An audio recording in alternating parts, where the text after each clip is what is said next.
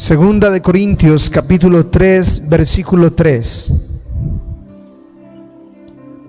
Dice así la palabra del Señor: siendo manifiesto que sois cartas de Cristo, expedida por nosotros, escrita no con tinta, sino con el Espíritu del Dios vivo, no en tablas de piedra, sino en tablas de carne del corazón. Vuelvo a leer: siendo manifiesto que sois cartas de Cristo, expedida por nosotros, escrita no con tinta, sino con el Espíritu del Dios vivo, no en tablas de piedra, sino en tablas de carne del corazón. Padre Celestial, en esta preciosa noche queremos orar por este tiempo de adoración, de reverencia a tu palabra. Bendice cada corazón que está aquí, Señor, los que están en casa, Padre eterno. La presencia tuya se haga manifiesta de manera poderosa, y que hoy tengamos una experiencia gloriosa de estar expuestos bajo tu gloria, bajo tu presencia. Gracias, maravilloso Señor. Gracias porque tu presencia es fiel, tu presencia es maravillosa. Una vez más, Espíritu Santo, toma control y manifiéstate en cada casa, en cada hogar y en este lugar, en cada corazón, en el precioso nombre de Cristo Jesús. Amén y amén. Yo le invito a que le dé un fuerte aplauso de adoración. Aún ahí en casa, adore la presencia de Dios. Él es fiel. Gloria a Jesús. Gloria a Jesús. Bien, hemos estado hablando de la búsqueda de Dios. Hemos estado hablando de la necesidad de buscar la presencia del Señor, la necesidad de persistir, de continuamente en la oración, en el congregarnos, aún así sea por medio de las redes, en las oraciones, a través de la emisora, si puede, el venir a la iglesia. Pero esa persistencia de la búsqueda del Señor, esa persistencia, esa continuidad, esa pasión por la presencia de Dios. Y hay un beneficio que citábamos la semana pasada, pero que en esta quiero ahondar y quiero compartir. La palabra de Dios nos habla de la invitación y el llamado de Dios a buscar esa presencia de Dios. Sabemos que la iniciativa es del Señor, y Dios está buscando quien le busque. Dios está invitando, Dios está llamando quien le busque. Pero realmente los más beneficiados de buscar a Dios somos nosotros mismos. Realmente los más bendecidos de buscar al Señor somos nosotros. Y como le decía, he visto fracasar vidas, familias, proyectos, hijos, tantas cosas que he visto fracasar porque le dan la espalda al Señor, porque lo olvidan, porque lo desplazan. Pero de la misma manera he visto cómo Dios levanta, bendice, transforma y se glorifica en gente que le da el primer lugar a Él, en negocios donde le dan el primer lugar al Señor. Entonces, es un beneficio grande cuando yo busco a Dios. Pero hemos hablado de que en la medida en que yo me acerco con la conciencia, la convicción, la certeza y la fe con la que yo me acerco a Dios, empieza a determinar lo que recibo. Empieza a determinar lo que ocurre, lo que sucede. Por eso siempre le decimos, hermano, tenga expectativa cuando ora, tenga expectativa cuando lee la Biblia, tenga expectativa cuando se acerca a Dios, creyendo que le hay y que es galardonador de los que le buscan, teniendo siempre esa expectativa de lo que es Dios, de lo que es el Señor. El apóstol Pablo está escribiendo a los Corintios y llega un punto en el que quiere revelar y quiere mostrar el beneficio del Nuevo Testamento, del Nuevo Pacto. Pues habían personas allí, judaizantes, que todavía se pegaban a la ley de Moisés, que todavía se aferraban al Antiguo Testamento, y por andar mirando el Antiguo Testamento no veían la gloria, la bendición y el privilegio de lo nuevo que Cristo había traído. Y ahí es donde nosotros empezamos a comprender estas palabras, y el título allí en la Reina Valera dice: ministros del nuevo pacto. Él está queriendo resaltar los beneficios de vivir en este tiempo, de vivir bajo el nuevo pacto de Cristo, de vivir bajo el Nuevo Testamento. Porque le repito, hay gente que se quedó pegada al Antiguo Testamento y quieren guardar las leyes del Antiguo y quieren seguir viviendo sujetos a la ley judía. Y no se dan cuenta de la gloria, de la bendición, de las cosas poderosas que tenemos acceso en este nuevo tiempo que estamos en Cristo Jesús. Y comienza Pablo diciendo que los creyentes somos cartas. En aquel entonces era muy común enviar cartas de recomendación para ser aceptado, pero él dice: ustedes ya son las cartas. Ustedes son las cartas, nosotros las escribimos, pero dice la palabra de Dios, escrita no con tinta, como acabamos de leer allí en el 3, sino con el Espíritu del Dios vivo. Es decir, está diciendo que usted y yo somos ese lugar donde el Espíritu de Dios está escribiendo algo. En ti, en tu corazón, el Espíritu del Dios vivo está escribiendo algo. Yo no sé si a usted eso le inquieta, eso le emociona, eso le alegra, saber de que hoy el Espíritu de Dios ya no está escribiendo en tablas de piedra ni de madera, sino que eligió su corazón, eligió mi vida, eligió su vida, eligió tu corazón para escribir algo maravilloso, algo glorioso. Somos carta escritas, no con tinta, sino por el Espíritu del Dios vivo. Entonces aquí empieza como la cabeza nuestra a imaginar. Es decir, el Espíritu de Dios, Pablo hace esta alegoría y dice: está escribiendo en mí. Está escribiendo Dios una historia gloriosa en tu vida. El Señor está escribiendo una hermosa historia de amor y gracia en tu vida, escrita no con esfero ni tinta, sino con el Espíritu del Dios que hizo morar en tu corazón. Dale ese aplauso si tú lo crees. Honra al Señor. Es tremendo. Note cómo el entendimiento nuestro tiene una concepción mínima de lo que estamos leyendo. Está diciendo que soy una carta escrita de Dios, que yo soy la carta, y que el que está escribiendo en mí es el Espíritu Santo. Y las cartas son testimonio, y las cartas son un mensaje. Es decir, nos volvemos mensaje, nos volvemos instrumentos en el que Dios plasma algo maravilloso. Te vuelves un instrumento en el que Dios plasma su gloria.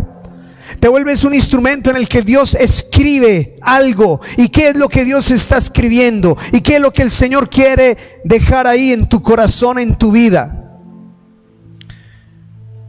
El apóstol empieza a hacer una comparación entre las tablas que escribió Dios. Allí le entregó a Moisés tablas de piedra.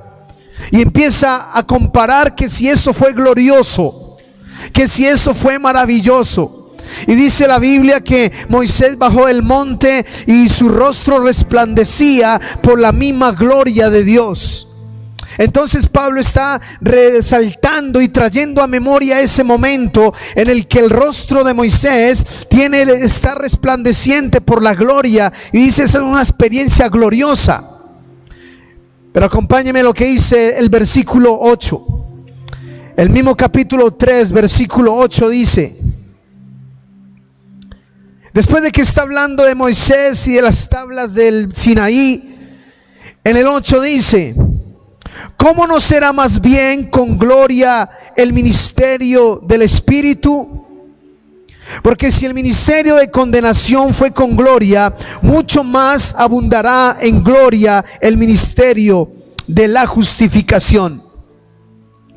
Entonces está diciendo, si eso fue glorioso, si la ley judía fue gloriosa, si vimos la gloria en Moisés, en su rostro en las tablas, dice, cuánto más glorioso va a ser el Espíritu Santo.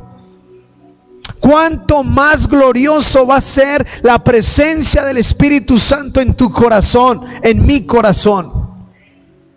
Cuánto más glorioso. Entonces, cuando usted y yo pensamos en eso, debemos, bueno, si eso fue glorioso, cuánto más glorioso es lo que estamos viviendo en este tiempo, la oportunidad que tenemos en este tiempo. Pero ahí es donde muchas personas están pecando por no valorar, donde muchos creyentes están pecando por menospreciar la oportunidad que los apóstoles predicaron, que los profetas del Antiguo Testamento dijeron que anhelarían. Dijo Jesús, ¿cuántos profetas del Antiguo Testamento anhelarían ver este día? Dijo el Señor. ¿Cuántos profetas del Antiguo Testamento anhelarían ver al Hijo de Dios trayendo la gloria del cielo a la tierra? ¿Cuántos profetas de esos que murieron anhelarían tener la oportunidad que tú y yo tenemos de tener al Espíritu Santo tan cerca, tan asequible como en este tiempo? Pero no lo estamos valorando. Y como decía, Cristo vino, murió en la cruz, perdonó nuestros pecados, nos limpió de toda maldad, dejó su palabra, dejó su Espíritu, y aún así muchos lo menosprecian, y aún así muchos lo apartan, lo alejan. Estamos menospreciando el tesoro que el Señor quiere poner en sus vasijas de barro. Ahora, Él quiere resaltar que los judíos en aquel entonces, que la iglesia en Corinto entendiera que por estar mirando la ley de Moisés se estaban perdiendo de lo glorioso del Espíritu. Y entonces, acompáñenme al versículo 16. Dice la palabra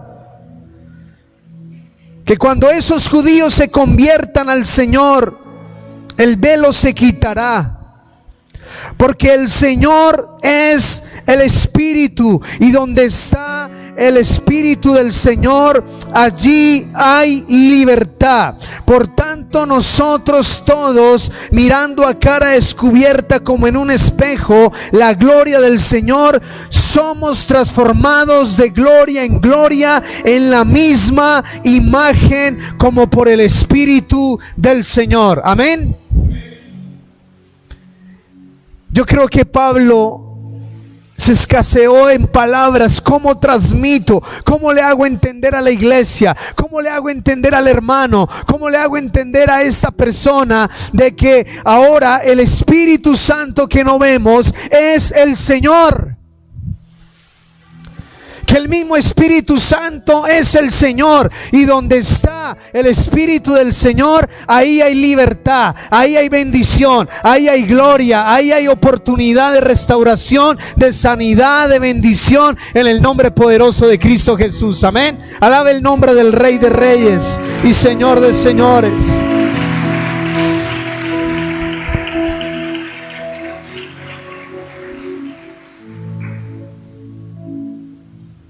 Repita conmigo: el Espíritu es el Señor.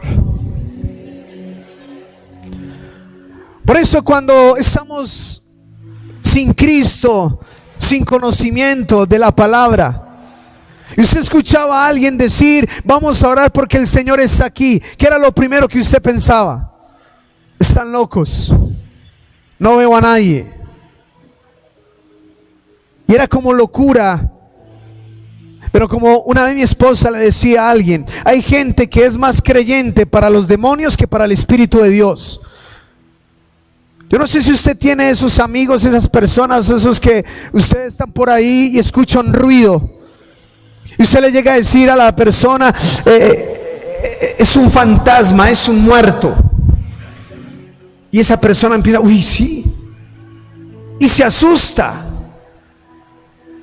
Y a eso sí lo creen rápido. Si usted le llega a decir a una persona, en esta casa asustan, ¿qué es la primera cara que hace? ¿En serio? Pero si usted le dijere, en esta casa está el Espíritu del Señor y hay libertad, lo mira como diciendo, está como loco. ¿Cómo voy a creer a una cosa y no voy a creer la otra? Hermano, donde está el Espíritu del Señor hay libertad, hay paz, hay bendición, hay sanidad. Y por eso en esta noche yo te invito a que pienses en la magnitud de lo que significa exponerse a esa gloria de Dios.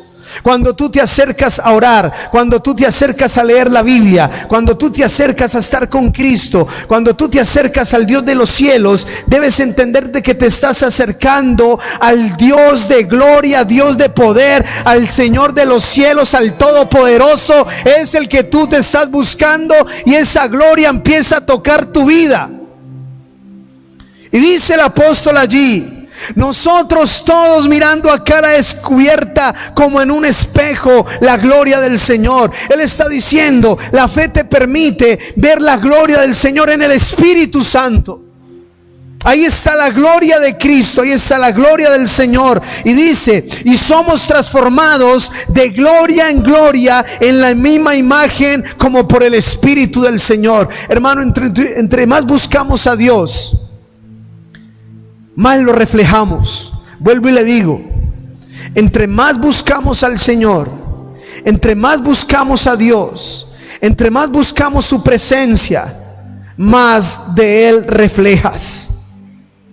Reflejamos lo que contemplamos. Entonces la persona que no ora, que no lee la Biblia, que no pasa ni una hora con el Señor, la persona que no está con Cristo no irradia la gloria de Dios, porque no está expuesto a ella.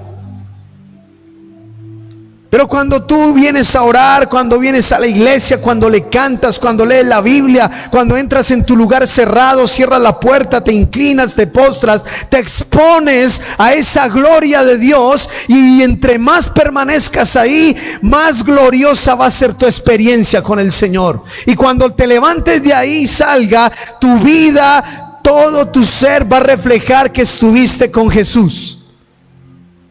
Porque la gloria se impregna. Yo no sé si usted ha encontrado a alguien cuando viene de estar con Dios, su rostro irradia algo, su rostro es distinto, su conducta, su hablar cambia. Porque es que esa presencia lo transforma todo, esa presencia lo cambia todo. Jesús no es una presencia pasiva. Jesús no es una presencia muerta. Jesús no es una presencia mística. Jesús no es una presencia religiosa. Jesús es una presencia poderosa, una presencia gloriosa. Y eso es lo que algunos a veces no entienden y pueden participar del culto, pero lo ven de manera religiosa. Pero donde está el Espíritu del Señor, allí hay libertad, dice la palabra. Donde está Él ocurren cosas maravillosas. Donde está Él ocurren cosas preciosas. Y esa presencia nos transforma de gloria en gloria, de gloria en gloria. Es una gloria creciente que no para. Porque entre más estamos con Jesús, más bendecidos y más levantados vamos a ser para la gloria de su nombre. Bendito y alabado sea el nombre del Señor.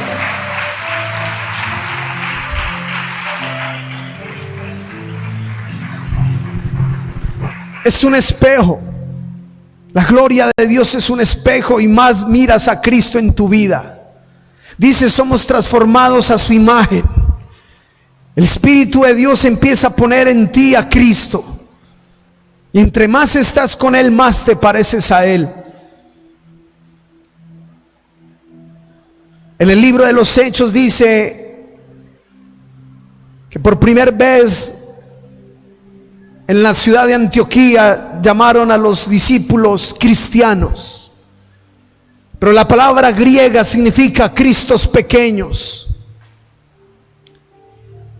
Los fariseos, cuando escucharon a Pedro, cuando escucharon a los apóstoles, dijeron: se nota, estos hombres sin letra, sin estudios, sin títulos, se nota que estuvieron con Jesús, porque esa gloria se impregna. Mira, hermano, yo he conocido gente con títulos universitarios, testarudos, necios, y he conocido gente sin estudio, pero con conocimiento de la palabra, con tremenda sabiduría. De hecho, la Biblia dice que ella hace sabio al necio. Tiene esa virtud de transformar todas las cosas. Quiero que me acompañe a Marcos capítulo 1. Evangelio según San Marcos capítulo 1. La Biblia dice: donde está el Espíritu del Señor, allí hay libertad. El Espíritu es el Señor.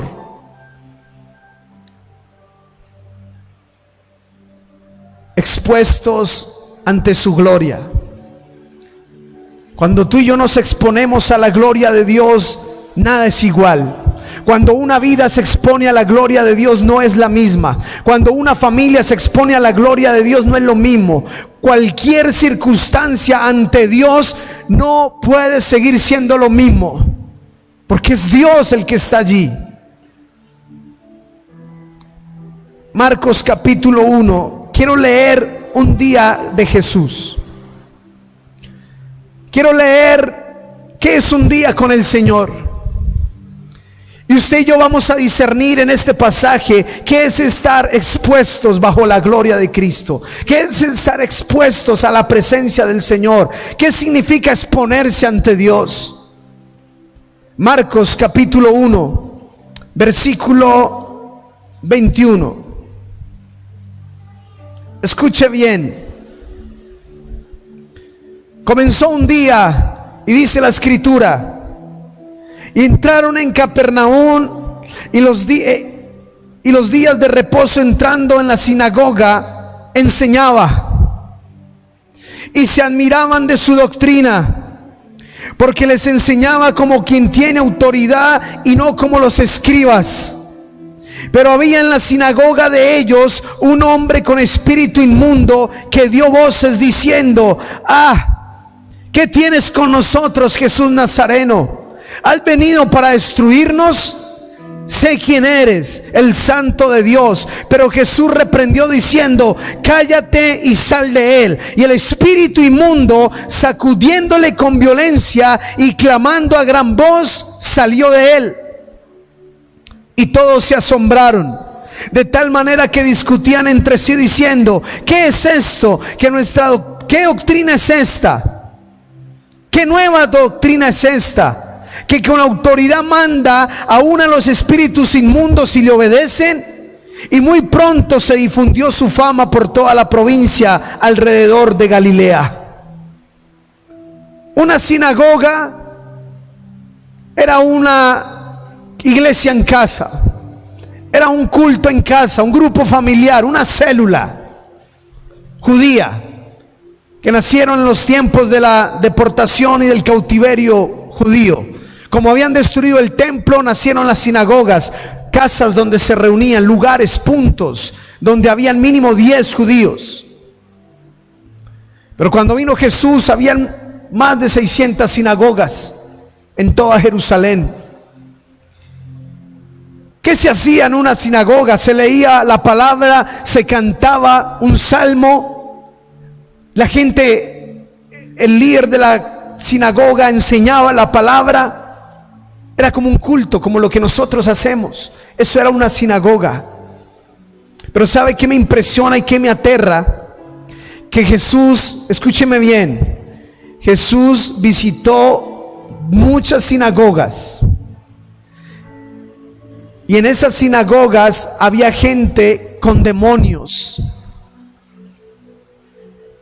como en este caso.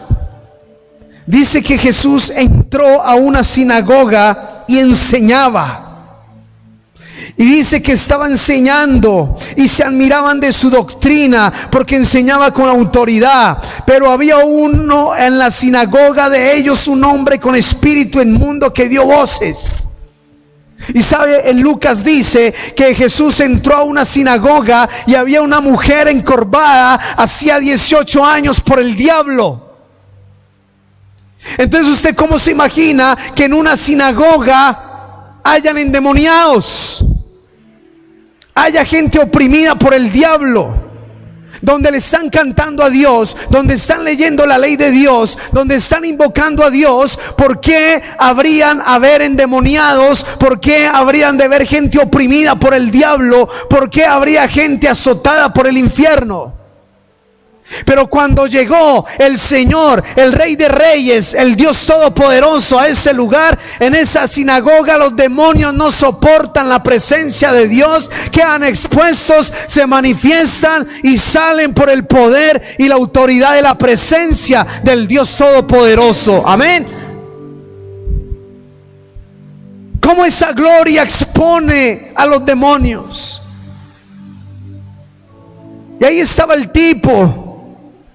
Y llegó Cristo, y donde está el Espíritu del Señor, allí hay libertad. Donde está y reina el Dios Todopoderoso, donde reina Cristo, no hay demonio que se habite, no hay demonio que se quede. Tiene que huir por el poder de la misma presencia del Dios Todopoderoso. Alábelo si usted quiere, en el nombre de Jesús.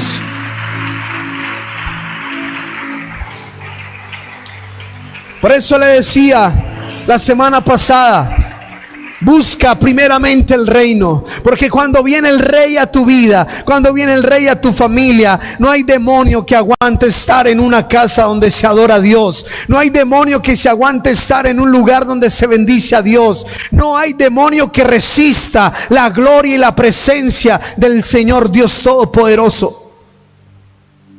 No aguantan, no soportan, huyen. Por eso trae a Cristo. Por eso busca la presencia, busca al Rey, busca su gobierno. Porque cuando Él viene, te da libertad en tu vida, te da libertad en tu familia, te da libertad en tu casa. Me llama la atención que el demonio gritó, dio voces. Y qué triste escuchar eso. Qué triste escuchar lo que le dice el demonio a Jesús. ¿Qué tienes con nosotros, Jesús Nazareno? ¿Has venido a destruirnos? Sé quién eres. Qué triste que los demonios sepan más que los creyentes. Qué triste que un demonio tenga más conciencia de quién es Cristo que muchos de los que dicen creer en Cristo. Como le decía, algunos le dicen Chuchito. Yo creo que ni un demonio es capaz de decirle así, porque dicen, yo sé quién eres. ¿Sabe? Y hasta el demonio sabe que la presencia de Cristo los destruye. Dice, sabemos quién eres, viniste a destruirnos. Y en muchos pasajes vemos a los demonios diciéndole a Jesús, nos destruye, nos expulsas, nos condenas, nos derrotas.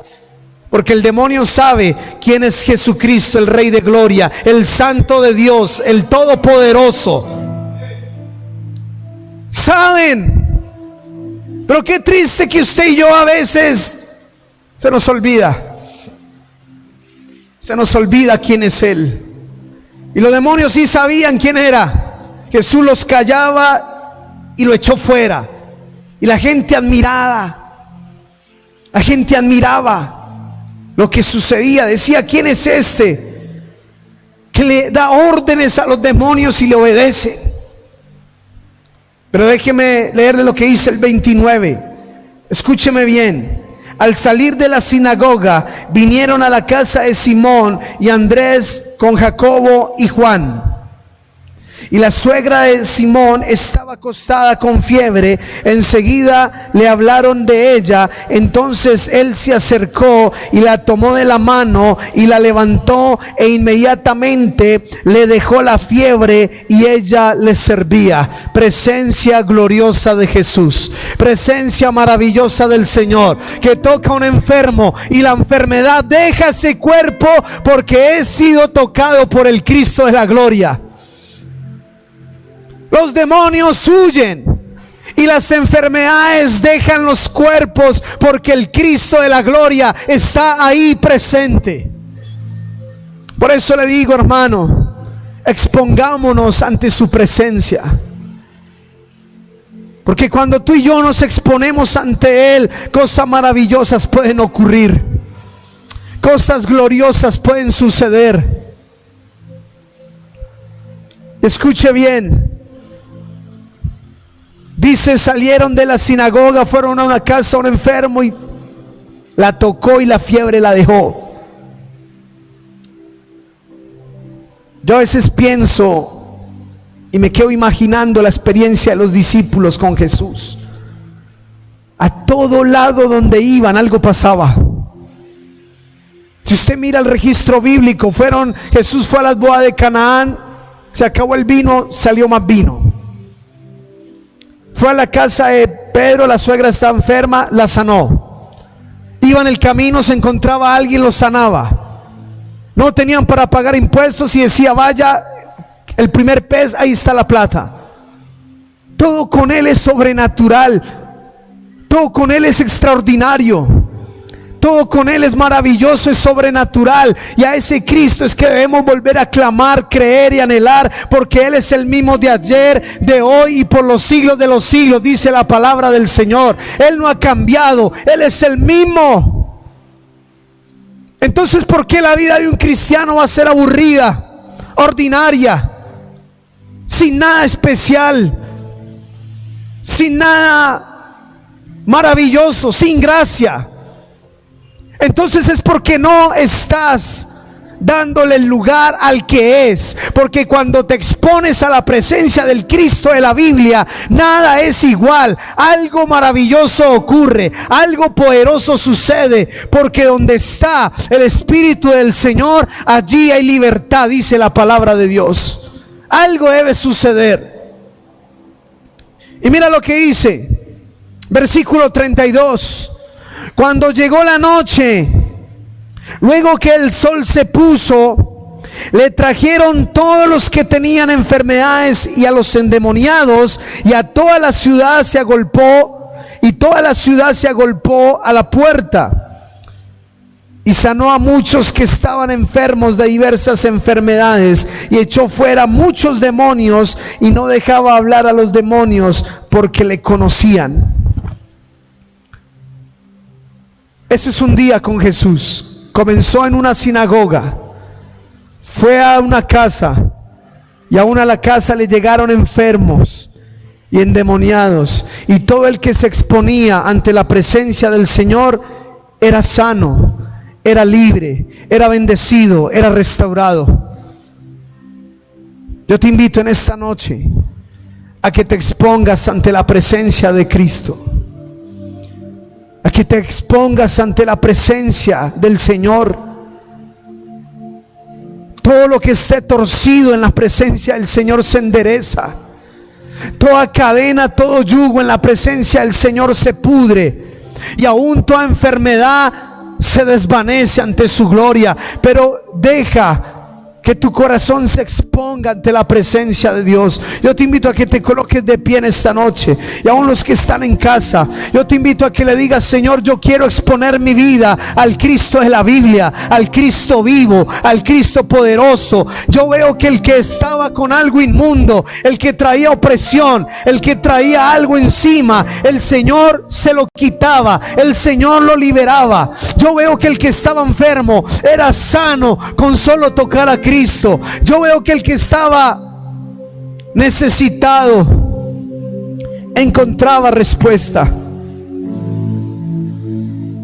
Yo no sé de qué manera te estás acercando al Señor. No sé con qué expectativa te estás acercando a su gloria.